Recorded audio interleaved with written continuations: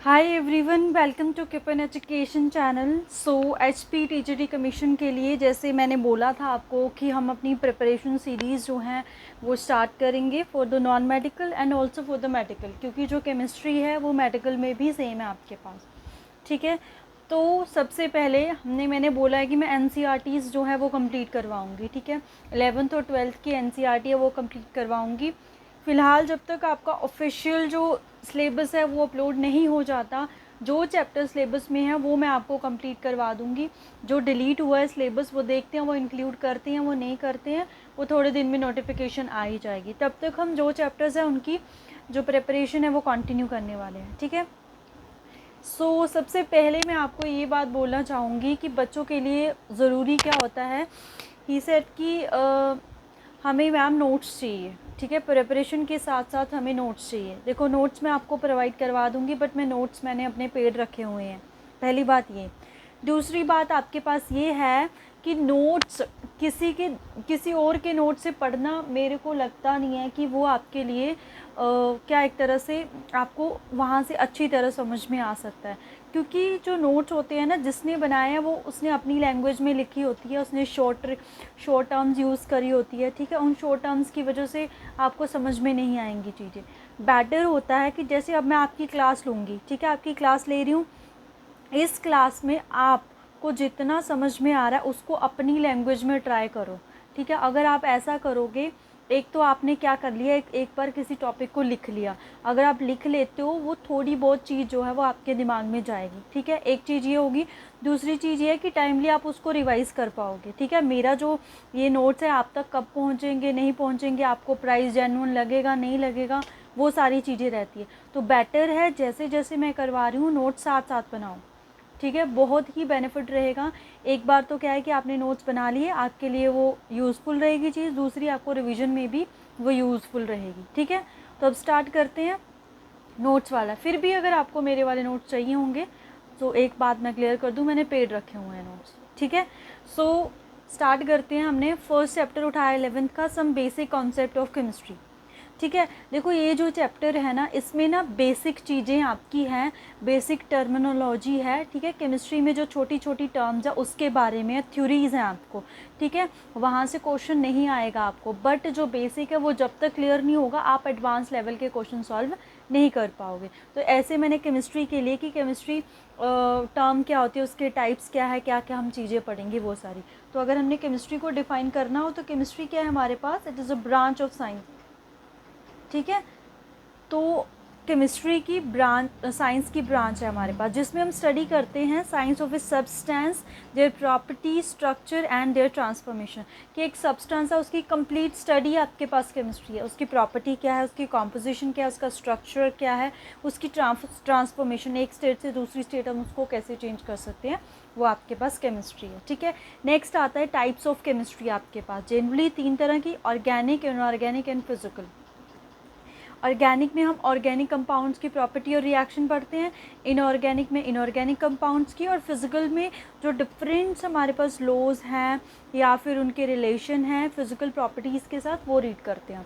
Like जो maths वाला part होता है केमिस्ट्री में, वो फिजिकल के अंदर आता है। जैसे आपकी इलेक्ट्रोकेमिस्ट्री चैप्टर है, सॉल्यूशन चैप्टर है, थर्मोडाइनमिक्स है, इक्विलिब्रियम है, केमिकल काइनेटिक्स है, ये चैप्टर आपके फिजिकल केमिस्ट्री के अंदर आते हैं। ठीक है, ऑर्गेनिक कंपाउंड्स क्या है डिटेल में हम ऑर्गेनिक केमिस्ट्री पढ़ेंगे, वहाँ पे बता देंगे, जस्ट यहाँ हम इंट्रोडक्शन देख रहे हैं। ठीक है, सबसे पहले अब हमारे पास आता है मैटर।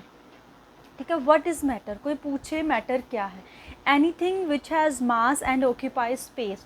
कोई भी ऐसी चीज़ जिसका मास है और वो स्पेस ले रहा है, वो आपके पास मैटर होता है। Anything which has mass and occupy space, उसको हम क्या बोलते हैं, मैटर। लाइक ये पेन आपके पास मैटर है, क्यों, क्योंकि ये स्पेस ले रहा है, इसका कुछ ना कुछ मास होगा, तो ये हमारे पास मैटर है। आसपास जितनी भी नॉन लिविंग थिंग्स है वो क्या हमारे पास मैटर है, क्योंकि वो स्पेस ले रही हैं और उसका मास है हमारे पास। तो इस मैटर को डिस्टिंग्विश किया गया on the basis of their properties, कि इसकी फिजिकल प्रॉपर्टीज़ होती है और केमिकल प्रॉपर्टीज़ होती है, उसके बेस पे इसको डिस्टिंग्विश किया गया है। ठीक है, तो देखते हैं इसकी क्लासिफिकेशन हमारे पास। तो ये आई इसकी क्लासिफिकेशन। ठीक है, क्या आई है क्लासिफिकेशन, कि फिजिकल क्लासिफिकेशन और केमिकल क्लासिफिकेशन। फिजिकल क्लासिफिकेशन में सिंपल उसकी स्टेट कौन सी है, सॉलिड, लिक्विड, गैस। एक बात आपको क्लियर कर दूं कि मॉडर्न साइंटिस्ट के अकॉर्डिंग आपके पास 5 स्टेट्स हैं। एक्चुअल में जो एक तरह से नॉर्मल कंडीशन के ऊपर एग्जिस्ट करती हैं वो हमारे पास 3 ही स्टेट है, बट मॉडर्न साइंटिस्ट के अकॉर्डिंग कितनी स्टेट्स ऑफ मैटर है हमारे पास 5। एक बोस आइंस्टाइन वाली है, ठीक है, एक कंडेंस फॉर्म वाली है, वो हमारे पास इसकी फर्दर 2 स्टेट्स आ जाती हैं। उसके बाद है केमिकल क्लासिफिकेशन। केमिकल क्लासिफिकेशन 2 तरह की है, प्योर सब्सटेंस और मिक्सचर। हमारे पास प्योर से ही पता चल रहा है, मतलब कि उसमें एक ही टाइप्स के आयंस होंगे, एक ही टाइप्स के एटम्स होंगे, या हमारे पास एक ही टाइप्स के हम बोल सकते हैं मॉलिक्यूल्स होंगे, ठीक है। प्योर सब्सटेंस फर्दर 2 तरह के होते हैं, एलिमेंट्स एंड कंपाउंड। देखो एलिमेंट्स जो आपका एटॉमिक टेबल है, पीरियोडिक टेबल है, वो सारे एलिमेंट्स आपके प्योर सब्सटेंस। अभी कंपाउंड्स क्या हैं, देखो कंपाउंड की डेफिनेशन के ऊपर कोई क्वेश्चन नहीं आने वाला है, बट मैं आपको यहाँ पे क्लियर कर रही हूँ व्हाट इज़ कंपाउंड। तो कंपाउंड क्या है, लाइक NaCl है आपके पास, NaCl इज़ अ कंपाउंड, ठीक है। तो उसको हम प्योर सब्सटेंस क्यों बोलते हैं, क्योंकि उसका हर एक पार्टिकल वो NaCl ही है। जैसे आप नमक ले रहे हो, लाइक 1 स्पून ले लिया आपने, ठीक है, उसमें जो उसके पार्टिकल है वो सभी NaCl है, तो वो प्योर है एक तरह से। बेशक वह सोडियम और क्लोरीन से मिलके बना है, बट सोडियम और क्लोरीन से मिलके उसने एक कंपाउंड बनाया, और वो सारे ही एक तरह के होते हैं, दैट्स वाई वो प्योर सब्सटेंस है। नेक्स्ट आता है मिक्सचर। मिक्सचर क्या है हमारे पास, जिसमें एक से ज़्यादा चीज़ें होती है, उसको हम मिक्सचर बोल देते हैं। 2 तरह के होते हैं, होमोजीनियस मिक्सचर, और दूसरा हमारे पास आता है हिट्रोजीनियस मिक्सचर, ठीक है। मिक्सचर लाइक सॉल्ट प्लस में वाटर, वो हमारे पास मिक्सचर हो जाता है, ठीक है। तो होमोजीनियस, होमो मीन्स केमिस्ट्री में होता है सेम, मतलब होमोजीनियस मिक्सचर का मतलब होता है ऐसा मिक्सचर जिसमें कंपोजिशन जो है वो सेम रहती है through out the surface. Like आपने वाटर और सॉल्ट को मिक्स करा, तो एक स्पून चाहे आप नीचे से लो ऊपर से लो, सेम टेस्ट रहता है। हिट्रोजीनियस क्या है, जिसमें हमारे पास सेम स्टेट नहीं रहता है, लाइक मड या फिर हम सॉइल प्लस वाटर को मिक्स करें, तो नीचे ज़्यादा सॉइल होती है, ऊपर कम सॉइल होती है, तो कंपोजिशन डिफरेंट होगी, वो आ गया हमारे पास हिट्रोजीनियस, ठीक है। वो क्या आ गया, हिट्रोजीनियस। देखो मैंने एक स्टेट्स ऑफ मैटर आपको चैप्टर करवाया हुआ है, वहाँ पे कंप्लीट आपको बताया what is element, what is compound, what is homogeneous, what is heterogeneous. Description box में ही मैं आपको उसका लिंक दे दूँगी, वहाँ से आप ये देख लेना, ठीक है। इनकी ज़रूरत नहीं है, बट इसकी डेफिनेशन मैंने आपको बता दी, व्हाट इज़ होमोजीनियस और हिट्रोजीनियस, ठीक है। डिटेल में इसकी ज़रूरत नहीं है, क्योंकि वो HP टैट के पॉइंट ऑफ व्यू से था, आपका जो लेवल है थोड़ा हाई हो जाता है। फर्दर एलिमेंट्स भी 3 तरह के होते हैं, मेटल, नॉन मेटल और मेटेलॉइड्स। कंपाउंड्स 2 तरह के होते हैं, ऑर्गेनिक और इनऑर्गेनिक, इनके बारे में बताया गया, ठीक है। उसके बाद स्टेट्स हैं, इनको हमने डिटेल में स्टडी करना है। स्टेट्स ऑफ मैटर आपके चैप्टर है solid state, as such chapter है आपके पास, और +1 में सॉलिड स्टेट्स ऑफ मैटर है, उसमें लिक्विड और गैस को डिटेल में पढ़ेंगे। तो यहाँ पर मैंने शॉर्ट में आपको बता दिया है कि what is solid, liquid, gas. तो सॉलिड पार्टिकल्स क्या होते हैं हमारे पास, ठीक है। देखो अगर हम डायग्राम से ट्राई करें समझने की, देखो ये कंटेनर है आपके पास, 3 तरह के कंटेनर हैं। एक कंटेनर है जिसमें पार्टिकल्स क्या हैं, वेरी वेरी क्लोजली, मतलब बिल्कुल भी स्पेस नहीं है उनके बीच में, ठीक है। और इसमें क्या है, थोड़ा दूर दूर हैं पार्टिकल्स, उसके बाद इसमें बहुत दूर दूर है। तो ये हमारा सॉलिड, ये हमारा लिक्विड, और ये हमारा गैस स्टेट, मतलब जिसमें जो फोर्स ऑफ अट्रैक्शन है, क्योंकि पार्टिकल बहुत क्लोज है, which means force of attraction बहुत स्ट्रॉन्ग होगी। यहाँ पे वीक, यहाँ पे वेरी वीक, क्योंकि बहुत दूर दूर चले गए हैं। लाइक ये पेन जो है, ये हमारा सॉलिड स्टेट में है, पेन जो है सॉलिड स्टेट में है, इसको हम ब्रेक नहीं कर सकते। क्यों नहीं कर सकते, क्योंकि जो फोर्स ऑफ अट्रैक्शन बिटवीन जो पार्टिकल है वो वेरी वेरी क्या है, स्ट्रॉन्ग, राइट। तो वही लिखा है, हैविंग स्ट्रॉन्ग इंटरमोलिकुलर फोर्सेस, इसमें वीक, इसमें very weak, very less intermolecular space, बहुत कम स्पेस प्रेजेंट होता है, राइट।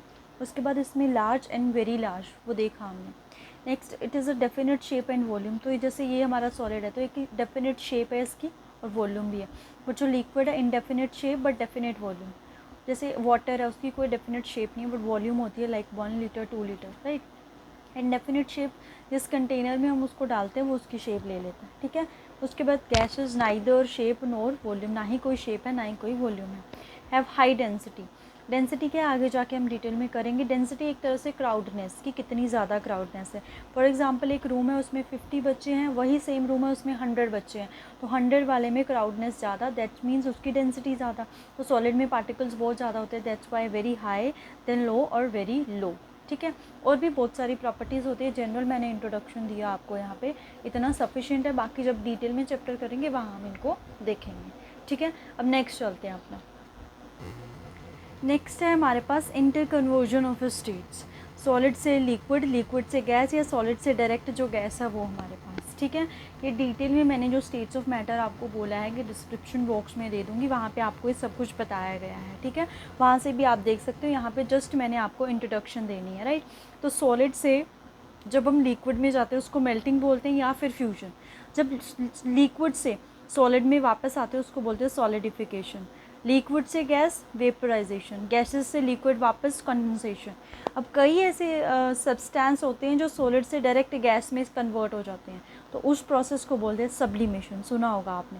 और गैसेस से वापस सॉलिड में आना डेपोजिशन होता है हमारे पास। ठीक है, इनके बारे में भी आइडिया आपको होना चाहिए, राइट।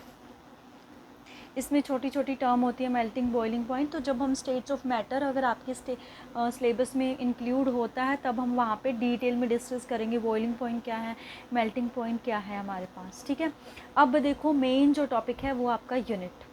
ठीक है, आपके आता है, आपके पास जो टॉपिक है वो है आपका यूनिट।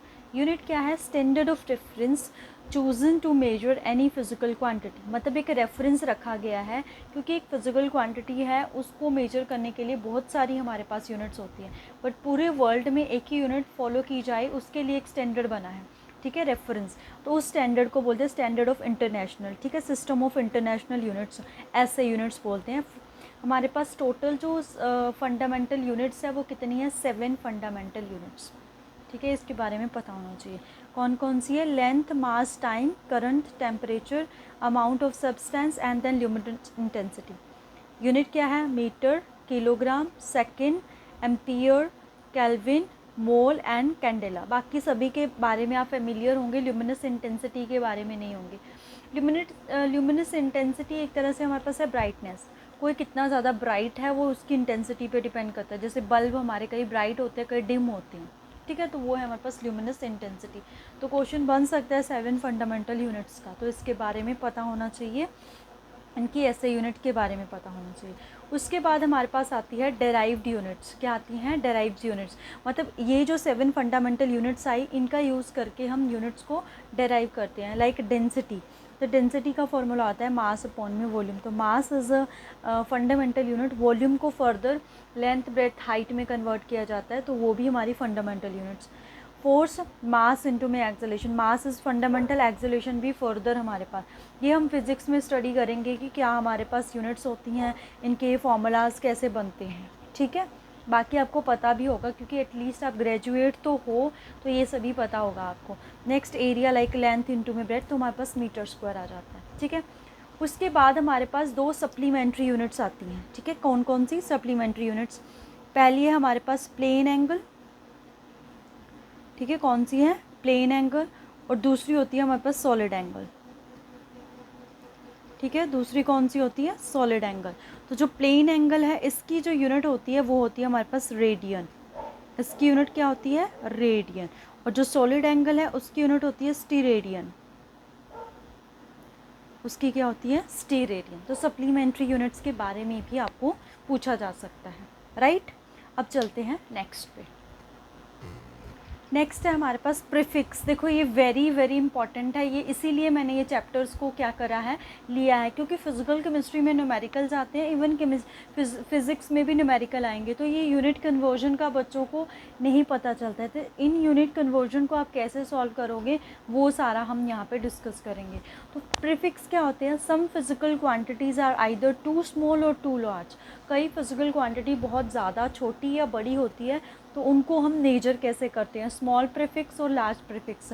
सबसे पहले देखो हमारे पास आया स्मॉल प्रीफिक्स, योक्टो, चेप्टा, एटो, फेम्टो, पिको, नैनो, माइक्रो, मिली, सेंटी, डेसी। है तो हमारे पास बहुत सारे हैं, बट जो ज़्यादा यूज़ होने वाले देखो मैं आपको बता देती हूँ। फेम्टो, पिको, नैनो, माइक्रो, मिली, सेंटी, डेसी, मतलब कि स्मॉलर यूनिट में ये वाली यूनिट ज़्यादा यूज़ की जाती है। ठीक है, ये इनके सिंबल है, सारे स्मॉल ही सिंबल है, Y Z A F M P. अब देखो माइक्रो को म्यू से डोनेट करा है क्योंकि मिली के लिए एम यूज़ किया गया है, माइक्रो को ऐसे म्यू साइन लिया गया है, बाकी जो जिससे स्टार्ट होता है वही स्मॉल यूनिट में। उसके बाद जो लार्ज प्रीफिक्स है वो हमारे पास देखो कैसे हैं।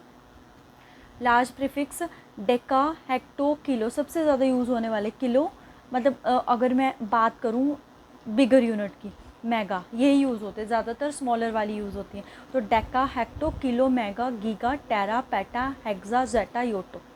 ठीक है, अब देखो इनको आपने याद कैसे करना है, इनको आपने याद कैसे करना है। देखो पहले स्मॉलर यूनिट के लिए मैंने वो बनाई है trick, Y Z A F P, nano में मस्ती कर रहे हैं सी डी से। ठीक है, देखो थोड़ा सा याद करना पड़ेगा, थोड़ा सा अटपटा सा लगता है बट याद करना पड़ेगा। ये 2-3 बार इसको रिवाइज़ करोगे फिर याद हो जाएगा। ये Y Z A F P, देखो मैंने ऐसे बनाया था ना, प्याज़ा, पी से हमने लिया था कि प्रीफिक्स है हमारे पास। ठीक है, तो या तो वाई जेड ए याद कर लो या प्याज़ा। प्याज़ा क्योंकि थोड़ा वर्ड जो है वो फेमिलियर सा लगता है। प्याज़ा एफ पी, नैनो में मस्ती कर रहे हैं सी डी से। अब देखो कैसे बनेगा, वाई से योक्टो, जेप्टो, एटो, फिर उसके एफ पी फेमटो, पीको, फिर नैनो में माइक्रो, मस्ती, मिली, सी डी से सेंटी, डेसी। अब देखो यूनिट कैसे चल रही है, 3 के टेबल से चल रही है। ठीक है, डेसी की याद करनी पड़ेगी, 10⁻⁻ है, सेंटी की 10⁻3, उसके बाद सारा 3 का टेबल है, 3, 6, 9, 12, 15, 18, 21, 24। ठीक है, इसी तरह हमारे पास क्या है, ये जो बिगर यूनिट है उसकी ट्रिक कैसे बनाई गई है। देखो जैसे बी एच के होता है ना, बी एच के फ्लैट होते हैं, उससे मैंने डी एच के लिया। ठीक है, डी एच के मिला तो गीगा को, मतलब किसको मिला, डी एच के, गीगा को, गीगा को टेरेस पे एक्स्ट्रा जगह मिल गई, मतलब उसको बी एच के मिला ना, तो बी एच के मिला मतलब एक तरह से आप सोचो कि लैंड मिला उसको, किसको, गीगा को, तो उसको टेरेस पे एक्स्ट्रा जगह मिल गई। ठीक है, वैसे सिली सी ट्रिक्स बनाई हैं याद करने के लिए, डी एच के मिला तो गीगा को टेरेस पे एक्स्ट्रा जगह मिल गई। बाकी आप अपनी अकॉर्डिंग भी बना सकते हो। तो deca, hecto, kilo, mega, giga, tera, peta, hexa, zetta, yotta, ये भी ऐसे ही है, 10⁻1, 2, उसके बाद 3 का टेबल है सारा, उसके बाद 3 का टेबल है आपके पास सारा।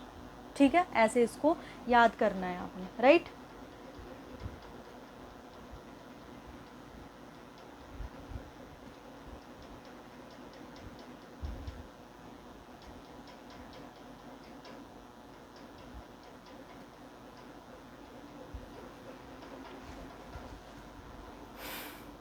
देखो नेक्स्ट चलते हैं हम, कुछ आपके पास यूनिट्स है, यूनिट कन्वर्जन्स का हम देखेंगे, देखो कैसे करते हैं। ये थोड़ी सी हमारे पास यूनिट है, देखो पहले मास की, सबसे पहले मास और weight, amount of a matter that an object possess, की जिससे कोई मैटर बना है वो हमारा मास है। वेट क्या होता है, वेट भी लगता है कि मास और वेट इक्वल है बट वो अलग अलग चीज़ें हैं। ये फोर्स है एक तरह की, force acted upon that object due to gravity, की ग्रेविटी की वजह से जो फोर्स लगती है ऑब्जेक्ट पे वो वेट है। ये मास है तो इसकी ऐसे यूनिट किलोग्राम है। ये क्या है, वेट, इसकी ऐसे यूनिट, क्योंकि ये फोर्स है एक तरह की, इसकी ऐसे यूनिट है न्यूटन, और एम जी इसका फॉर्मूला होता है। ठीक है, उसके बाद आपके पास यूनिट्स आती हैं वॉल्यूम, मतलब टर्म आती है वॉल्यूम। वॉल्यूम क्या है, 3D space occupied by solid liquid gas. Like ये पेन है, तो ये पेन है, इसने ये 3D में स्पेस लिया है, ये 3D में, तो ये जो 3D में स्पेस लिया हुआ है ये इसकी वॉल्यूम है। ठीक है, मतलब 3 डायमेंशनल जो स्पेस ऑक्यूपाई करता है, चाहे सॉलिड है, चाहे लिक्विड है, चाहे गैस है, वो उसकी वॉल्यूम होती है। तो वॉल्यूम की यूनिट्स बहुत ज़्यादा इंपॉर्टेंट है आपके पास। ये जो वॉल्यूम की यूनिट्स हैं इनको अच्छे से समझना है आपने, अगर ये समझ में आ गई तो यूनिट कन्वर्जन में प्रॉब्लम नहीं होगी, क्योंकि +2 में जाके, मतलब 12th का हम सॉल्यूशन चैप्टर करेंगे, वहाँ पे वॉल्यूम का बहुत ज़्यादा रोल है। तो वॉल्यूम की यूनिट कन्वर्जन होती है, उसके लिए वॉल्यूम की यूनिट का आइडिया आपको होना चाहिए। ठीक है, ऐसे यूनिट क्या होती है इसकी, क्योंकि ये लेंथ क्यूब होता है तो लेंथ की यूनिट है मीटर क्यूब, मीटर क्यूब इसकी ऐसे यूनिट होती है। बाकी फर्दर इसकी यूनिट है लीटर, तो 1 लीटर में 1000 ml होते हैं हमारे पास। जैसे 1 किलोग्राम में हमारे पास कितने ग्राम होते हैं, मिली है ना ये मिली, तो मिली का मतलब क्या होता था हमारे पास, 10⁻³ होता है हमारे पास। ठीक है, 1 लीटर में 1000 ml होते हैं, तो 1000 सेंटीमीटर क्यूब का भी वही मतलब हुआ। 1 लीटर और डेसीमीटर क्यूब इक्वल होते हैं हमारे पास, 1 लीटर और डेसीमीटर क्यूब इक्वल होते हैं। अब 1 मीटर क्यूब है, देखो 1 मीटर क्यूब है, इसको हमने सेंटीमीटर में कन्वर्ट करना है।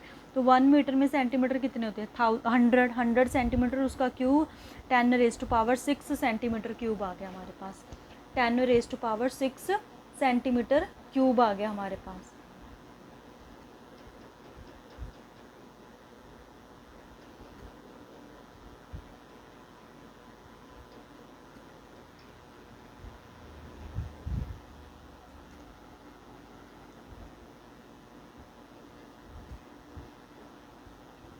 उसके बाद क्या लिखा हुआ है आपके पास? यहाँ पे लिखा हुआ है, देखो ये डेसीमीटर में, तो 1 मीटर क्यूब 10⁻3 डेसीमीटर क्यूब के इक्वल होता है। और लीटर हमारे पास 10⁻3, क्योंकि लीटर और डेसीमीटर तो इक्वल होता है। तो 1 मीटर क्यूब में 10⁻6 सेंटीमीटर क्यूब है, 10⁻3 डेसीमीटर क्यूब है और 10⁻3 लीटर है। ये इंपॉर्टेंट है, इसको अच्छे से देखना है यहाँ पे।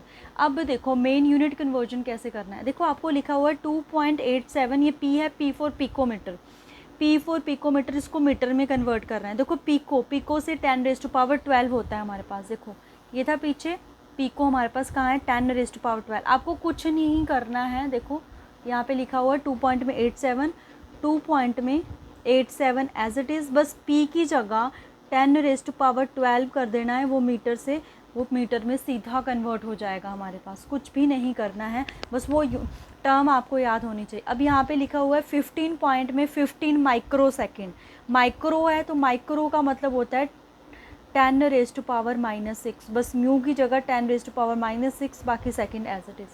अब देखो लिखा हुआ है मिलीग्राम, क्योंकि स्मॉलर यूनिट है मिलीग्राम, तो मिलीग्राम था हमारे पास 10⁻3, तो 25 आपको दिख रहा है ना, 25365 इंटू में 10⁻³ ग्राम।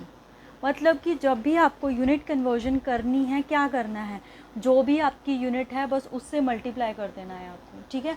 बट वो वैल्यू आपको याद होनी चाहिए, ठीक है, वो वैल्यू आपको याद होनी चाहिए। अब ना क्वेश्चन देखो यूनिट कन्वर्जन का थोड़ा सा और डिटेल में बता देती हूँ मैं आपको। ऐसे भी तो आ सकता है, लाइक 1 किलोग्राम है, ठीक है, 1 किलोग्राम है, इसको किस में कन्वर्ट करना है? ग्राम में, ठीक है, इसको ग्राम में कन्वर्ट करना है। तो किलो है ना, किलो हमने देखा था, किलो का मतलब क्या होता है हमारे पास? 10⁻3, बस फिर 10⁻3 से मल्टीप्लाई कर दो, ये ग्राम में कन्वर्ट हो जाएगा। ये तो ठीक है, इसमें कोई प्रॉब्लम नहीं। अब अगर क्वेश्चन आ गया कि ग्राम को कन्वर्ट करो किलोग्राम में, इसमें कन्फ्यूजन होती है बच्चों को। ग्राम को कन्वर्ट करो किलोग्राम में, ग्राम को कैसे कन्वर्ट करोगे? देखो हमें पता है कि किलो का मतलब क्या होता है? 10⁻3 ही होता है हमारे पास। किलो का मतलब क्या होता है? 10⁻3। बट हमने छोटी यूनिट से बड़ी में जाना है। यहाँ तो बड़ी यूनिट थी, बड़ी से छोटी जानी थी, तो जो वैल्यू वही है। जब हम छोटी यूनिट से बड़ी यूनिट में जाएंगे तो जो पावर है वो माइनस में हो जाएगी, बाकी वो सेम ही रहेगा, वो किलोग्राम में कन्वर्ट हो जाएगा। ये बहुत इंपॉर्टेंट कॉन्सेप्ट है, इसमें बच्चों को बहुत कन्फ्यूजन हो जाती है, इसको अच्छे से समझना है। फॉर एग्ज़ाम्पल आपको बोला गया है आपके पास 1 पिकोमीटर है, ठीक है, 1 पिकोमीटर है, तो ये किसके इक्वल होगा? 10⁻12 मीटर के इक्वल होगा। ये तो ठीक है। अब कोई बोले कि आपको 1 मीटर को कन्वर्ट करना है किस में? 1 मीटर को कन्वर्ट करना है 1 पिकोमीटर में।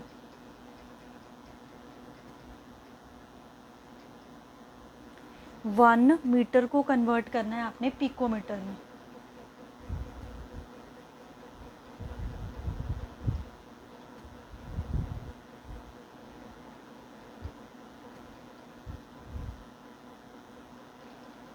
तो देखो हमें पता है ये बड़ी यूनिट है मीटर, पिको क्या है? छोटी यूनिट है हमारे पास। पिको क्या है हमारे पास? छोटी यूनिट है। तो जब हमने, क्योंकि हमें पता है पिको 10⁻12 तो होता है, और जब हमने पिको मतलब मीटर से पिको में कन्वर्ट करना है तो 10⁻12 से मल्टीप्लाई करेंगे तो हमारे पास वो पिको मीटर में कन्वर्ट हो जाएगा। ये वेरी वेरी इंपॉर्टेंट है।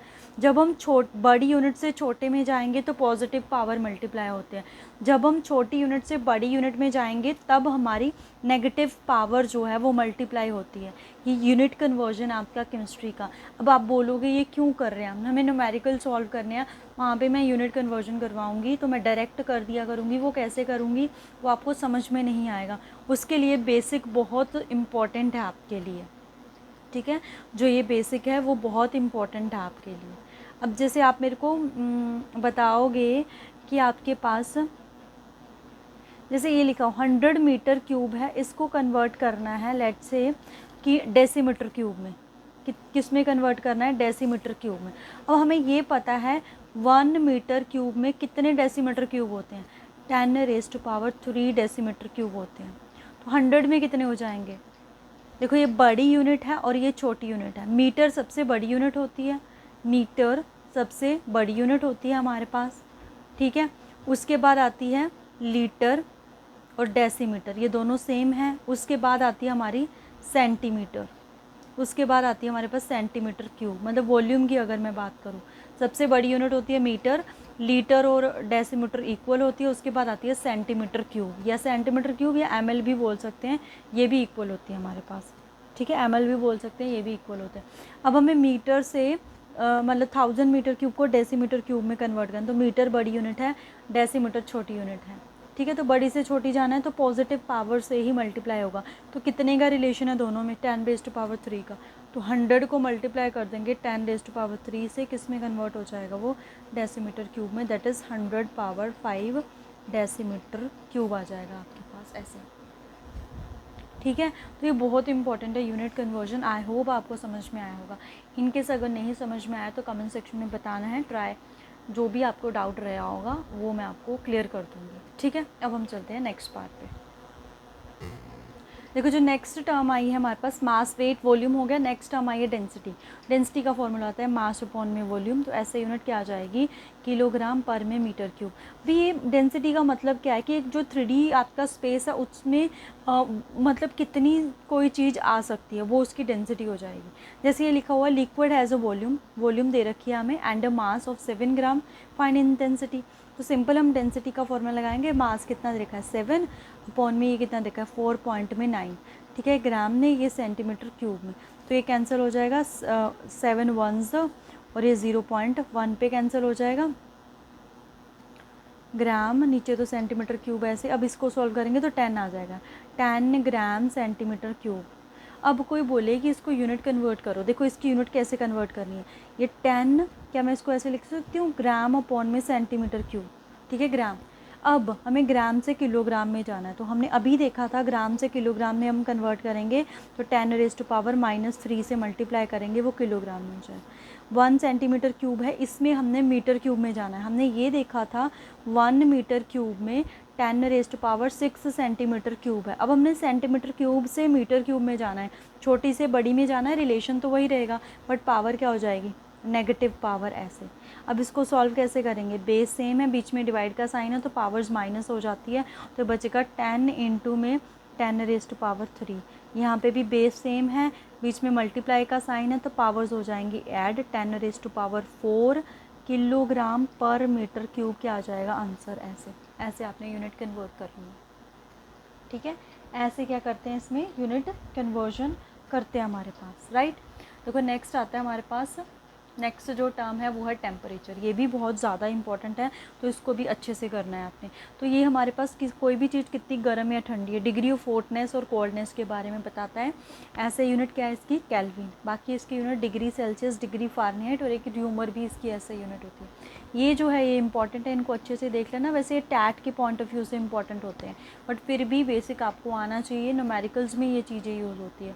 डिग्री सेल्सियस से अगर हमें केल्विन में जाना है, आपको डिग्री सेल्सियस में मतलब कि टेम्परेचर जो है केल्विन में दे रखा है, आपको डिग्री सेल्सियस में कन्वर्ट करना है। तो जो भी केल्विन में टेम्परेचर दे रखा होगा उसमें से 273.15 आप माइनस कर दोगे, डिग्री सेल्सियस में आंसर आ जाएगा। अगर डिग्री सेल्सियस में आंसर दे रखा है, केल्विन में आंसर निकालना है तो प्लस कर देंगे 273 हमारे पास, ठीक है। तो प्लस कर देंगे 273। नेक्स्ट है डिग्री सेल्सियस और फारेनहाइट का ये रिलेशन है, और डिग्री फारेनहाइट का डिग्री सेल्सियस के साथ ये रिलेशन है, ठीक है। उसके बाद है, अगर कोई पूछे एब्सोल्यूट ज़ीरो टेम्परेचर क्या होता है, तो 0 kelvin is absolute zero temperature, ठीक है। 0 केल्विन जो है वो एब्सोल्यूट ज़ीरो टेम्परेचर होता है। और डिग्री सेल्सियस की बात करें तो -273 -1.5 degree Celsius is absolute zero, क्योंकि डिग्री सेल्सियस हमारे पास केल्विन है, केल्विन तो ज़ीरो हो गया, केल्विन ज़ीरो हो गया तो -273.15 बचा, तो ये भी एब्सोल्यूट ज़ीरो टेम्परेचर होता है हमारे पास, ठीक है। अब देखो नेक्स्ट जो टर्म है वो है आपके पास साइंटिफिक नोटेशन। ये भी इम्पॉर्टेंट है आपके पास, ये भी न्यूमेरिकल में ही यूज़ होती है। बच्चों को समझ में नहीं आता है कि हमने ये चीज़ कैसे करी, ठीक है। Proper representation of A number in exponential form, ऐसे लिखते हैं कि यहाँ पे हमारा नॉन ज़ीरो नंबर आ जाता है, मल्टीप्लाई में 10 raised to power n any integer. इसके लिए आप एक चीज़ याद रखिएगी, लो प्यारे रोज़ नज़ारे, लो प्यारे रोज़ नज़ारे। मतलब लो का मतलब हमने लिया है लेफ़्ट, कि अगर हम डेसिमल से लेफ़्ट साइड चलते हैं तो पॉजिटिव साइन आएगा, अगर हम राइट साइड चलते हैं डेसिमल से तो हमारा नेगेटिव साइन आएगा। ये मतलब है इसका। अब ये कहाँ पे यूज़ हो रहा है, देखो ये है, इसको देखो मैंने क्या करा, इस पॉइंट को यहाँ से मैंने यहाँ 1 पे शिफ्ट कर दिया। लेट से कहाँ पे शिफ्ट कर दिया मैंने, 1 पे। तो ये पॉइंट की कौन सी साइड हुई है, लेफ़्ट साइड, मतलब यहाँ पहुँचा दिया मैंने पॉइंट। 2 6 4 फिर 10 की पावर जाएगी। तो जब भी हम लेफ़्ट पे पॉइंट को शिफ्ट करेंगे तो पावर क्या जाएगी, पॉजिटिव। कितनी पॉजिटिव, जितना पॉइंट हमने शिफ्ट करा है। 2 शिफ्ट करा है तो 2 आएगा। तो इसको मैं ये भी लिख सकती हूँ, 1 पॉइंट में 2640 इंटू में 10 रेज़्ड टू पावर 2, दोनों ही सेम है हमारे पास। अब देखो ये जो पॉइंट है ये मैंने यहाँ शिफ्ट कर दिया, यहाँ पे शिफ्ट कर दिया, क्या 4.3 हो गया, क्योंकि ये ज़ीरो है, इनका कोई मतलब नहीं होता है। मल्टीप्लाई में आएगा तो 10 ही, बट ये पॉइंट है, पॉइंट के किस तरफ शिफ्ट हुए हम, राइट साइड। तो जब भी राइट साइड शिफ्ट होते हैं कौन सा साइन आता है, नेगेटिव। तो नेगेटिव साइन कितना आएगा, -3, क्योंकि 3 पॉइंट हमने शिफ्ट करा है, ठीक है, 3 पॉइंट को हमने शिफ्ट करा है। तो नेक्स्ट देखो हमारे पास नेक्स्ट क्या है, ये भी सेम ऐसा ही है, 4 पॉइंट में 8 आ जाएगा, 10 रेज़्ड टू पावर -3 आ जाएगा। अब इसमें देखो, इसमें तो कोई पॉइंट ही नहीं है, लेट्स से जिसमें कोई पॉइंट नहीं है उसमें होता है लास्ट में पॉइंट। लास्ट में पॉइंट है तो मैंने पॉइंट यहाँ शिफ्ट कर दिया, ये यहाँ पे मैंने पॉइंट शिफ्ट कर दिया, तो क्या बन जाएगा, 2 पॉइंट में 3 4, क्योंकि इनका कोई मतलब नहीं है, ओके। मल्टीप्लाई में 10 रेज़्ड टू पावर, पॉइंट यहाँ था, इससे लेफ़्ट साइड हमने शिफ्ट करा, पॉइंट हमने इसकी लेफ़्ट साइड शिफ्ट करा, तो लेफ़्ट साइड शिफ्ट करा तो लेफ़्ट साइड पॉजिटिव पावर आएगी, कितनी, 1 2 3 4 5 आ गया, ठीक है। नेक्स्ट ये जो दोनों हैं इसमें आपको पॉइंट को यहाँ पे शिफ्ट करना है और इसमें आपको यहाँ पे शिफ्ट करना है, और इन दोनों का आंसर आप मेरे को कमेंट सेक्शन में बताओगे, ठीक है। पता चल गया, वेरी गुड। नहीं पता चला तो भी कमेंट सेक्शन में बता देना है आपने, तो मैं जब नेक्स्ट वीडियो अपलोड करूँगी वहाँ पे आपको ये सॉल्व करवा दूँगी, ठीक है। ये दोनों जो है आप मेरे को कमेंट सेक्शन में बताओगे, ठीक है। अब चलते हैं अपने नेक्स्ट पार्ट पे। नेक्स्ट है हमारे पास सिग्निफिकेंस नंबर, ठीक है। नेक्स्ट हमारे पास क्या है, सिग्निफिकेंस नंबर। तो सिग्निफिकेंस नंबर का आपको सिंपल क्वेश्चन आएगा कि सिग्निफिकेंस फिगर्स कितने हैं हमारे पास, ठीक है। इसमें रूल्स है कुछ, वो रूल्स पढ़ने उसके बाद आप बता दोगे कितने सिग्निफिकेंट फिगर है और कितने नहीं है आपके पास, ठीक है।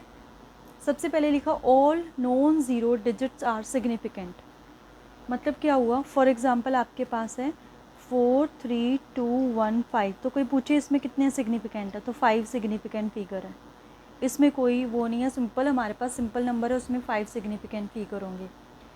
0 between 2 non zero number like 1 0 1 are significant, अगर 0 2 नॉन ज़ीरो नंबर के बीच में आ जाए तो वो सिग्निफिकेंट हो जाएगी, तो कितना आ जाएगा, 3 सिग्निफिकेंट फिगर, ठीक है।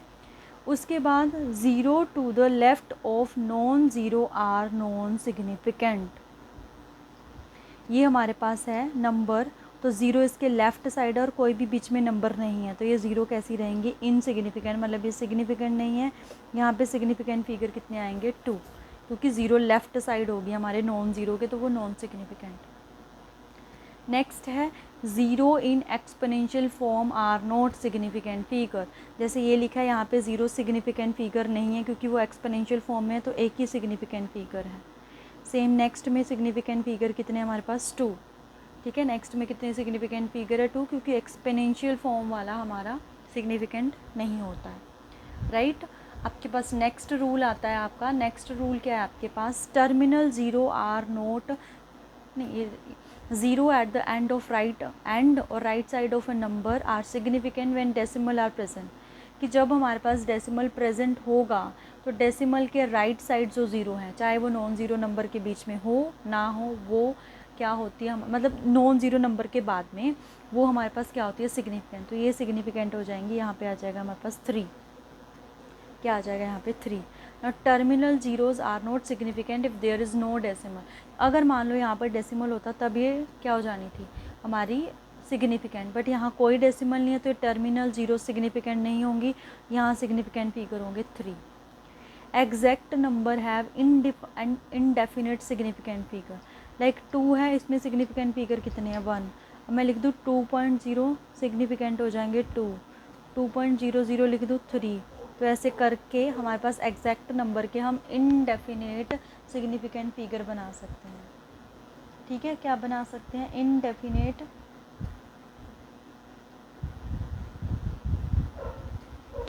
सिग्निफिकेंट फिगर होंगे।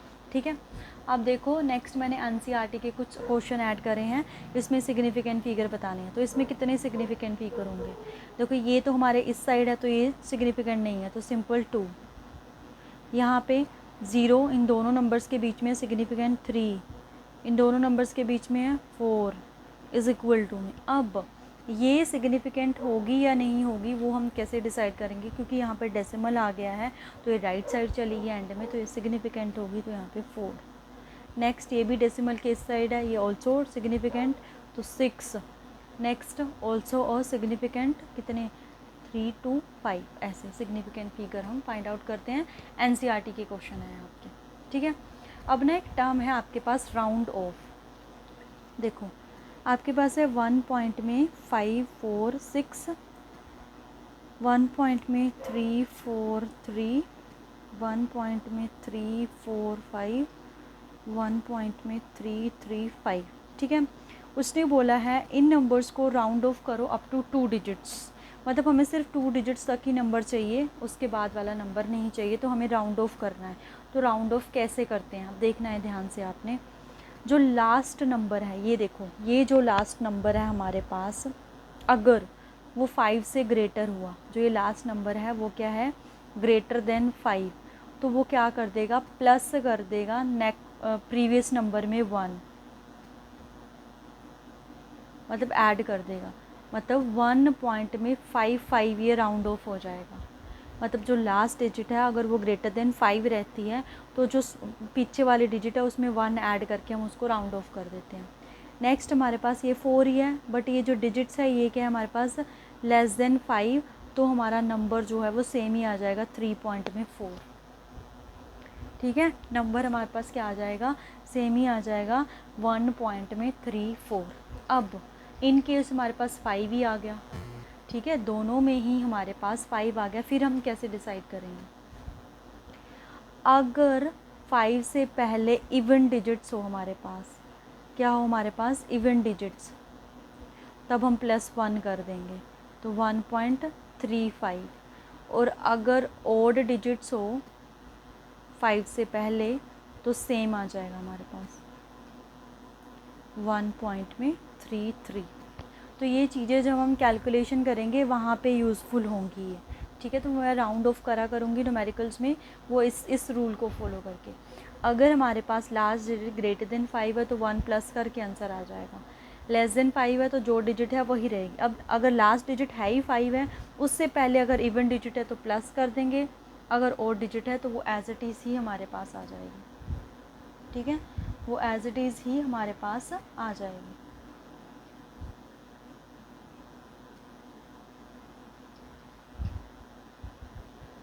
अब चलते हैं हम नेक्स्ट टॉपिक पे। देखो जो ये वाला चैप्टर है केमिस्ट्री का, इसमें थोड़ा सा थ्योरी वाला पार्ट है, सिर्फ ये चैप्टर 1 ही आपका थ्योरी वाला पार्ट है, इसको आपको करना पड़ेगा, अपने बेसिक्स को क्लियर करना पड़ेगा। ये छोटी छोटी टर्म्स यूज़ होती हैं आपकी, जब ये क्लियर हो जाएंगी उसके बाद जो चैप्टर है वो ज़्यादा थ्योरी वाले नहीं हैं, अपने कंसेप्चुअल बेस्ड है। ठीक है, नेक्स्ट टर्म आती है हमारे पास प्रिसीजन और एक्यूरेसी। प्रिसीजन और एक्यूरेसी 2 टर्म्स है, देखो डेफिनेशन से क्लियर हो जाएगा। It refers to the closeness of a various measurement for the same quantity.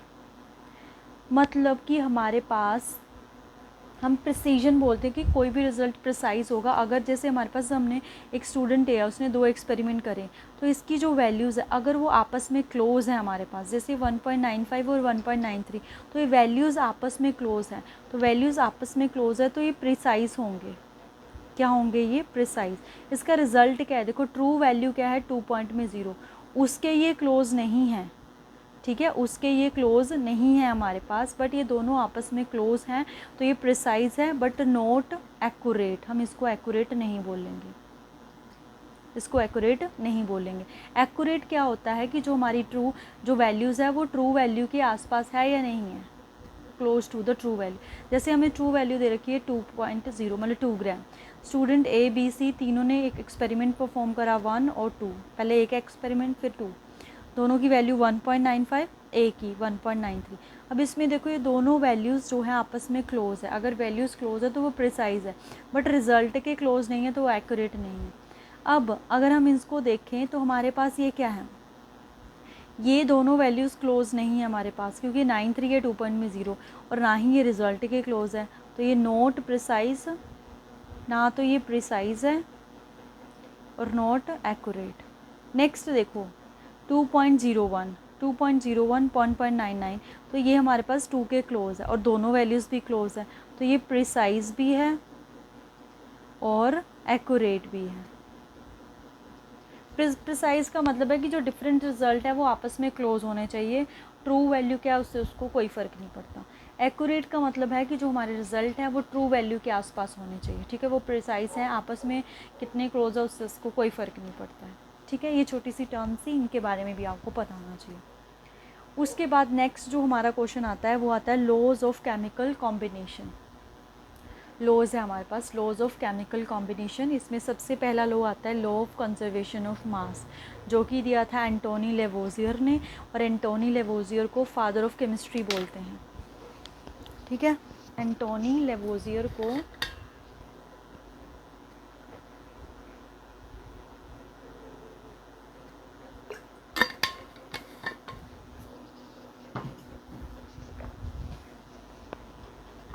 Father of chemistry बोलते हैं, तो ये आ भी सकता है law of conservation of mass किसने दिया है या फादर ऑफ केमिस्ट्री आपके पास कौन है। तो क्या बोलता है, कंजर्वेशन वाला मतलब क्या होता है कि चीज़ जो है वो रिमेन कांस्टेंट है, matter can neither be created not be destroyed. या फिर हम इसको दूसरी फॉर्म में बोल सकते हैं total mass of the reactant is equal to the total mass of the product, कि जो एक रिएक्शन है उसमें जितना मास रिएक्टेंट का है उतना ही मास अगर प्रोडक्ट का है, तो मतलब वो इस लॉ को फॉलो कर रहा है हमारे पास। देखो इसको एग्जांपल से समझते हैं। When 4.2 gram of a sodium carbonate added to this, मतलब आपके पास सोडियम कार्बोनेट है, उसमें हमने एसिटिक एसिड ऐड करा, उससे क्या बन रहा है हमारे पास, कार्बन डाइऑक्साइड गैस निकल गई है, CO2 निकल चुका है, और क्या बन सकते हैं यहाँ से CH3COONA, ये बना। तो वो बोल रहा है ये हमारा 4.2 ग्राम है, ये हमारा 10 ग्राम है, 2.2 ग्राम कार्बन डाइऑक्साइड है, एंड अनदर रेजिड्यू जो बचा है वो 12 ग्राम है। अब ये क्या लॉ ऑफ कंजर्वेशन ऑफ मास को फॉलो कर रहा है हमारे पास। तो रिएक्टेंट का मास देखते हैं कितना आ जाएगा, 14.2, यहाँ पे टोटल मास आ जाएगा 14.2 ग्राम, यहाँ पे टोटल मास आ जाएगा 14.2 ग्राम। तो दोनों का सेम है, दोनों का सेम है, विच मीन्स ये लॉ ऑफ कंजर्वेशन ऑफ मास को फॉलो कर रहे हैं। तो ऐसे रिएक्शन देके पूछा जा सकता है लॉ ऑफ कंजर्वेशन ऑफ मास को फॉलो कर रहे हैं या नहीं कर रहे हैं हमारे पास, ठीक है। उसके बाद नेक्स्ट लॉ आता है हमारे पास। नेक्स्ट लॉ क्या बोलता है हमारे पास, ये किसने दिया था, जोसेफ प्रॉस्ट ने, ठीक है। A given compound always contain exactly same proportion of element by mass and it does not depend upon source, कि जो एक कंपाउंड बन चुका है आपके पास उसकी जो रेशो है एलिमेंट्स की वो हमेशा सेम रहेगी, मतलब जो प्रपोर्शन है, जिस प्रपोर्शन में वो रिएक्ट करते हैं वो सेम रहेगी, वो किस सोर्स से आ रहा है उससे कोई फ़र्क नहीं पड़ता है।